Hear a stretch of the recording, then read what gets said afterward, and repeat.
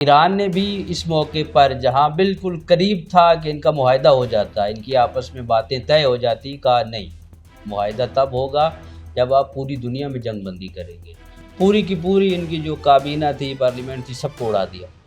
بالکل ایسے نظام رکا نہیں رکا، بجلی، پانی، گیس، قوت خرید، بالکل ایسے یہ ساری چیزیں 95% ایرانیوں میں ہے۔ پاکستانی 1000 روپے ہوں تو ایرانی 5 لاکھ تومان بنتے ہیں۔ ہار جیت افراد کے چلے جانے کی وجہ سے نہیں ہے، بلکہ سسٹم کے باقی رہنے اور نظریے کے باقی رہنے کے اوپر جو ہے نا ہار جیت کا انحصار ہوتا ہے۔ بسم اللہ الرحمن الرحیم۔ السلام علیکم۔ گلفام چودھری آپ کی خدمت میں حاضر ہے۔ جس طرح آپ نے دیکھا کہ امریکہ اور ایران کے جو آپس میں لڑائی ہوئی، تقریباً 40 دن تک سلسلہ چلتا رہا، اور نو ڈاؤٹ اس کے اندر ہسٹری کے اندر جو لکھا جائے گا وہ ایران نے خود کو اپنی جانوں کے نذرانے پیش کر کے فاتح لکھوایا، اور ہسٹری جب تک ہے تو یہ چیز روز روشن کی طرح یہاں رہے گی کہ ایران نے نہ صرف اس جنگ کو جیتا بلکہ جذبہ ایمانی سے، غیرت ایمانی سے اپنی جانوں کے نذرانے پیش کیے، اور سپر پاور کہلانے والے ملک کو، ایک ایسا ملک جو خود کو ناقابل تسخیر سمجھتا تھا، اس کو انہوں نے مات دی۔ اس سلسلے میں ہمارے ساتھ گفتگو کرنے کے لیے موجود ہیں مولانا حسن رضا نقوی صاحب۔ ان سے ہم بات بھی کریں گے، ان سے جانیں گے کہ ساری کی ساری صورتحال کے اندر وہ کیا فرماتے ہیں، ان کا کیا موقف ہے۔ ان سے بات کرتے ہیں۔ السلام علیکم صاحب۔ وعلیکم السلام ورحمۃ اللہ۔ کیولا شاہ صاحب کیسے مزاج ہیں؟ خیریت سے؟ الحمدللہ آپ ٹھیک ہیں؟ خیریت سے؟ الحمدللہ۔ مولانا صاحب بتائیے گا، جو سینیریو آپ دیکھ رہے ہیں انٹرنیشنل حوالے سے، جو ایران نے ایک لمبی لڑائی لڑی، 40 دن کو تھوڑے نہیں ہوتے، اور ایک ایسے ملک کا مقابلہ کرنا جو خود کو ناقابل تسخیر بھی کہتا ہے، اور جب بھی بات کرتا ہے خدائی لہجے میں بات کرتا ہے، تو ان کے ساتھ اس لڑائی کو آپ کیسے دیکھتے ہیں اور کیا نتائج آپ دیکھ رہے ہیں؟ بسم اللہ الرحمن الرحیم۔ سب سے پہلے ایران چونکہ اسلامی جمہوریہ ہے اور اہل بیت کے ماننے والوں کا یہ ملک ہے، اہل بیت علیہ السلام کے نام سے ہی ان کی پہچان ہے۔ آپ اگر پیچھے چلے جائیں، اسلام کے جتنے بھی ادوار گزرے ہیں وہاں پر آپ دیکھیں تو چونکہ ان لوگوں نے جو تعلیمات لی ہیں وہ اہل بیت سے لی ہے، اور اہل بیت نے خصوصاً کربلا نے اور امام حسین علیہ السلام نے جو جیت اور ہار کے معیار تھے نا ان کو بدل دیا۔ بالکل ایسے ہی۔ پہلے معیار یہ ہوتا تھا کہ جنگ ہوتی تھی، ایک مارتا تھا دوسرا مر جاتا تھا، ایک قتل کرتا تھا دوسرا قتل ہو جاتا تھا، تو جو قتل کرتا تھا وہ جیت جاتا تھا اور جو قتل ہوتا تھا وہ مر جاتا تھا۔ لیکن واقعہ کربلا نے اور اہل بیت کی تاریخ نے اس معیار کو بدل دیا، اس نظام اور اس ہار جیت کے سسٹم کو بدل دیا۔ اب یہ بتایا کہ ہار جیت افراد کے چلے جانے کی وجہ سے نہیں ہے، بلکہ سسٹم کے باقی رہنے اور نظریے کے باقی رہنے کے اوپر جو ہے نا ہار جیت کا انحصار ہوتا ہے۔ آپ دیکھیں آج آپ کے بقول، آپ اس کو سپر طاقت کہہ لیں یا جو بھی کہہ لیں، امریکہ کو آج کے دن تک بھی وہ اپنی بھڑکوں پر قائم اور قائل ہے اور اس طرح کی وہ باتیں کر رہا ہے، لیکن جہاں پر روحانی طور پر یا اعتقادی طور پر ہم لوگ مسلمان یہ سمجھتے ہیں کہ ایران جیتا ہے، چونکہ ایران نے اگر میں یہ بات آپ کے توسط سے اس پلیٹ فارم سے کہوں تو یقیناً یہ غلوب نہیں ہوگی۔ ائمہ علیہ السلام اور خصوصاً غیبت کبریٰ کے زمانے میں کہ جو ہمارا عقیدہ ہے امام زمانہ کا، کربلا کے واقعے کے بعد اور ائمہ کے ادوار کے بعد یہ سب سے بڑی قربانی تھی، اور یہ ایران کے لیے قربانی نہیں تھی، یہ شیعوں کے لیے قربانی نہیں تھی، یہ اسلام کے لیے قربانی تھی، اور اس کا نتیجہ آپ نے پوری دنیا میں دیکھا۔ اسلام کے لیے یہ قربانی پیش کی گئی، ایک شیعہ ایک سنی کے دفاع کے لیے۔ آپ دیکھیں حماس کون ہے؟ ولی سنت ہے، بالکل سنی۔ اور ان کے دفاع کے لیے غزہ میں کتنے شیعہ ہیں؟ شاید ایک بھی نہ ہو، یہ بہت کم ہو۔ غزہ کے مظلومین کی حمایت کے لیے، اور کئی چیزیں اب تو بہت زیادہ کھل رہی ہیں، وہ لوگ کہ جنہوں نے اس میں کردار ادا کرنے کی کوشش کی، اور ایران کو بھی کہا کہ آپ ہاتھ اٹھا لیں، دستبردار ہو جائیں غزہ سے، تو آغا نے کہا نہیں، کیونکہ ہمارا ہدف مشن وہی ہے جو پاک پیغمبر نے دیا، اور ان کے بعد اس سسٹم کو اہل بیت لے کر کے چلے۔ جو بھی دنیا میں مظلوم ہوگا، جسے امیر المومنین نے نہج البلاغہ میں بھی بیان فرمایا کہ آپ مظلوم کے کیا رہیں؟ حامی رہیں۔ بالکل۔ تو ہم جو بھی مظلوم ہوگا اس کی حمایت کریں گے. اور آج بھی امریکہ یہی چاہ رہا ہے کہ ایران جتنی بھی اس نے اس کو نام دیا پراکسی کا، جتنی بھی پراکسی ہیں ان سے دستبردار ہو جائے، ان کی معاونت نہ کرے، ان کی مدد نہ کرے. لیکن ایران نے پہلی شرط ہی جو پاکستان میں آپ کے سامنے مذاکرات ہوئے، اور میں یہ بھی کہنا چاہوں گا آپ کے توسط سے، اور اس کو ضرور چلائیے گا کہ اس موقع پر پاکستان نے بہترین سفارتکاری کی ہے، بہترین کردار ادا کیا ہے. من حیث الپاکستانی میں اپنی پوری قوم کو، اور خصوصاً جن لوگوں نے اس میں کاوش کی ہے، نیتوں کو خدا جانتا ہے، لیکن ظاہری طور پر اور جو نظر آیا ہے پاکستان نے بہت اچھا کام کیا.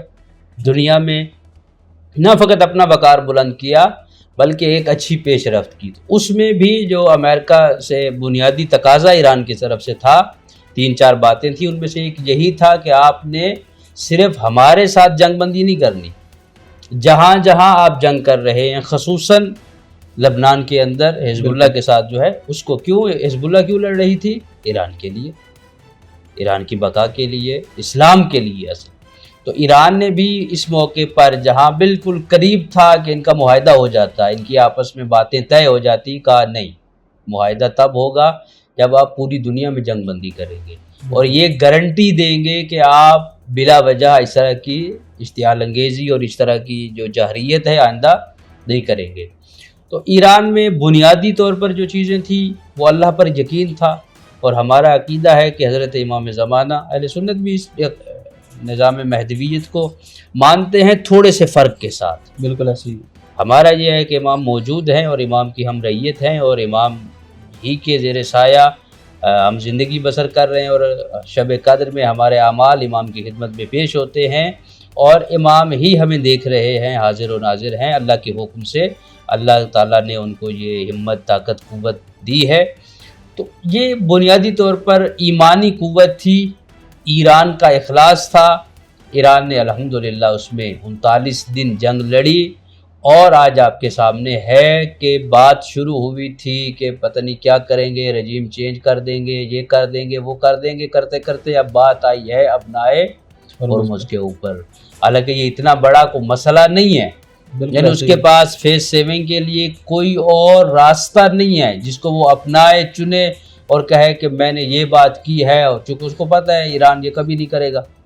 تو اس میں مولانا صاحب ایک چیز بتائیے گا، جب ایسی صورتحال ہوتی ہے تو سب سے پہلے اپنی جو ٹاپ لیول کی لیڈرشپ ہے اس کو سیکیور کیا جاتا ہے. لیکن ہم نے دیکھا کہ ایران سے جس طرح سید آیت اللہ خامنئی شہید ہوئے، پھر ہم نے دیکھا کہ علی لاریجانی شہید ہوئے، ایسی بہت سے بڑے بڑے نام ہیں یعنی جن کو ایران کیا پاکستان کے لوگ بھی ان سے پیار کرنے والے ہیں.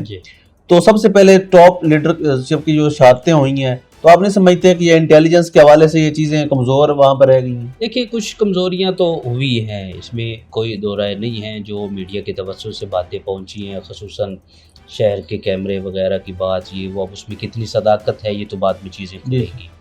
اصل یہ ہے کہ جب خود رہبر معظم سے کہا گیا تھا شہید سے کہ آپ کو ہم ایک بنکر میں لے جاتے ہیں، آپ کی جان کو خطرہ ہے، تو انہوں نے کہا کہ 9 کروڑ میری عوام ہے، آیا ان کے لیے بھی آپ کے پاس کوئی بنکر ہے؟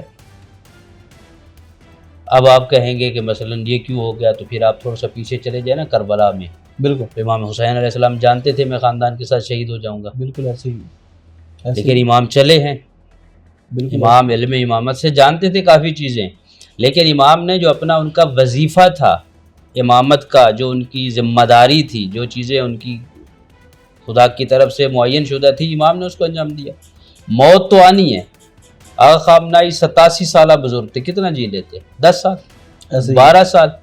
لیکن ان کی شہادت سے جو انقلاب آیا ہے خود ایران کے اندر اور ایران سے باہر، بلکہ جو لوگ ان کے خلاف تھے یا اختلافات رکھتے تھے شہادت کے بعد وہ بھی ایک ہو گئے. میں مثلا آپ یہاں پر چلے میں آپ کو مثلا لاری جانی کو پہلے کوئی نہیں جانتا تھا. شاید ہم بھی 12 سال میں رہا ہوں، اتنا نہیں جانتے تھے کہ لاری جانی کون ہے. لاری جانی کے بارے میں جو میڈیا میں بتایا گیا ہے کہ آغا رابر کے بعد سب سے بڑی شخصیت تھی، اس میں کوئی دو رائے نہیں. جس کا تجربہ، جس کا علم، بہت بڑا فلسفی، بہت بڑا تجربہ کار انسان، وہ شہید ہو گیا. یہ اس کو اب اگر آپ کہہ دیں مثلا کہاں آیت اللہ خامنائی تو شہید ہو گئے، اس سے پہلے انہوں نے پوری ان کے 72 رکنی پوری کابینہ کو شہید کر دیا تھا. بالکل ایسے ہی. ہفتہ دو تن 72 کو کہا جاتا ہے، ہفتہ دو جی جی یعنی 72 کو تن یعنی جو شہید ہوئے تھے ان کے نام پہ چوکوں پہ نام ہے. پوری کی پوری ان کی جو کابینہ تھی پارلیمنٹ تھی سب کو اڑا دیا. بالکل ایسے ہی. نظام رکا نہیں رکا. میں بالکل یہی پوچھنے والا تھا کہ عمومی طور پر ہم دیکھتے ہیں کہ جس ملک کے ٹاپ لیڈرشپ میں ایک دو ہی شہید ہو جائیں تو وہاں کے ایک دفعہ پورا سسٹم ہل جاتا ہے اور وہاں پر دوبارہ سے چیزوں کو ریکور کرنا اس پہ لمبا عرصہ لگ جاتا ہے. لیکن ایران کو ہم نے دیکھا ہے کہ اتنی زیادہ شہادتیں ہوئی ہیں ٹاپ لیڈرشپ کی، لیکن نظام اسی طرح چل رہا ہے جیسے پہلے چل رہا تھا. اصل میں اس کی کیا وجہ ہے؟ چودھری صاحب یہ ہے کہ ایران نے 47 سالہ جو اس کا انقلاب کا دور ہے اس میں ہماری طرح بیٹھے نہیں رہے. آپ وہاں جائیں تو آپ حیران ہو جائیں گے. یہ میں پچھلے ہفتے گیا تھا، طلعت صاحب شاید جانتے ہیں ایرانی سفیر جو اسلام آباد میں ہیں، ان سے ملاقات کے لیے. تو میں نے کہا کہ ماشاءاللہ آپ کے بارے میں سنا ہے کہ آپ لوگوں نے جنگ کے باوجود مہنگائی نہیں کی. تو وہ ہنسنے لگے، کہنے لگے نہ فقط مہنگائی نہیں کی، چیزیں سستی کر دی ہیں. یہاں تو ابھی آپ آدھا گھنٹہ بیٹھے رہے نا، لائٹ نہیں آئی، ایسی بات جانی چاہیے. تو وہاں چیزیں آپ حیران ہوں گے. میں اکثر جو ہمارے دوست تھے ایرانی ان کو کہتا تھا 3-4 چیزیں انسان کی زندگی کے لیے بہت ضروری ہیں: بجلی، پانی، گیس، قوت خرید. بالکل ایسے ہی. یہ ساری چیزیں 95% ایرانیوں میں ہے. بجلی وہاں عام ہے، قوت خرید تقریباً 5% لوگ ہو سکتا ہے فقر میں ہوں گے معاملات سے. آپ کے ہاں تو ماشاءاللہ جو چیزیں ہو رہی ہیں، میں کسی کو برا بلا نہیں کہتا، اچھا کر رہے ہیں انشاءاللہ. خدا کرے گورنمنٹ نے 2.5 گھنٹے باقاعدہ اب لوڈ شیڈنگ کا بھی وہ شیڈیول جاری کر دیا. نہیں اور بہت کچھ ہوگا. ابھی تو گرمی سٹارٹ نہیں ہوئی نا، تو وہ تو یہاں تو بہت کچھ ہوتا رہتا ہے. وہاں پر کیا ہے ہمیں نہیں یاد. یعنی میں وہاں 12 سال رہا ہوں، تو میں اگر کیلکولیٹ کر کے بتاؤں کہ میں نے ٹوٹل کتنا بل دیا ہے تو شاید ہمارے پاکستان کے 1 مہینے کا بل ہو. 12 سال میں جو وہاں رہا ہوں، بجلی، پانی، گیس تینوں کے. تو یہاں کی جو تینوں 1 مہینے کے گرمیوں کے بل ہوتے ہیں نا، اگر میں آپ کو بتاؤں تو آپ حیران ہو جائیں گے. اس قوم نے نظام بنایا ہے، ساتھ دیا ہے. ٹھیک ہے، اختلاف ہر ایک جگہ ہوتا ہے، اور یہ بھی ایک اتفاقی بات ہے کہ جب یہ مظاہرے ہوئے حکومت مخالف قم میں جب شروع ہوئے تو میں وہیں تھا. جنوری میں میں واپس آیا ہوں، دسمبر میں گیا تھا تو وہی تھا. ان میں نے اپنی آنکھوں سے جو کہ میرے 12 سال وہاں گزرے ہیں، لوگوں کو جانتے ہیں، پتہ ہے یہ قمی ہے، یہ تہرانی ہے، یہ اصفہانی ہے، لہجوں کا پتہ ہوتا ہے. وہ وہاں کے لوگ نہیں تھے جو مظاہرے کر رہے تھے. وہ کوئی نقاب پوش 14-15 سال کی جوان سے. اب میں یہاں ان کا نام نہیں لیتا، ہو سکتا ہے میری جو معلومات ہے وہ ٹھیک نہ ہو، کیونکہ اب یہ وقت نہیں ہے. وہاں ٹھیک ہے لوگ پریشان سے، مہنگائی بھی تھی واقعاً. کرنسی ان کی مثلا اس وقت بھی کرنسی جو ہے نا، اور اس بات کو بھی ضرور چلائیے گا، پاکستان میں ماشاءاللہ ہم ہر چیز میں آگے ہیں، لوٹ مار شروع ہو گئی ہے. تو ایرانی کرنسی تومانوں میں ہے، جو وہاں لکھی جاتی ہے وہ ریالوں میں لکھی جاتی ہے. 1 لاکھ ریال 10,000 تومان بنتے ہیں.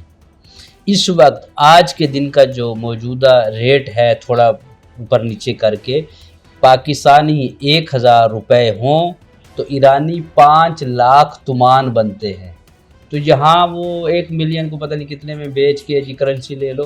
کرنسی ابھی تک نیچے نہیں آئی، وہی ریٹ چل رہا ہے. تھوڑا سا 2, 4, 5, 10 ہزار کا فرق ہوا ہے ابھی تک انٹرنیشنل لیول پر.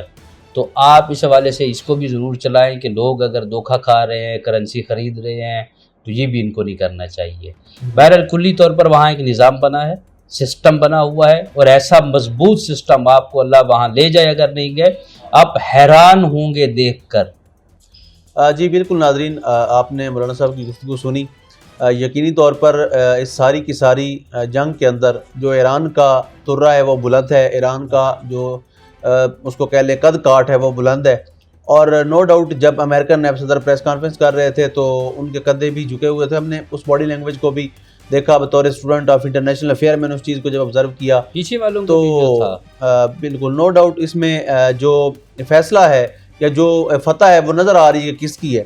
اللہ پاک وطن عزیز کا حامی و ناصر ہوں. پاکستان زندہ باد.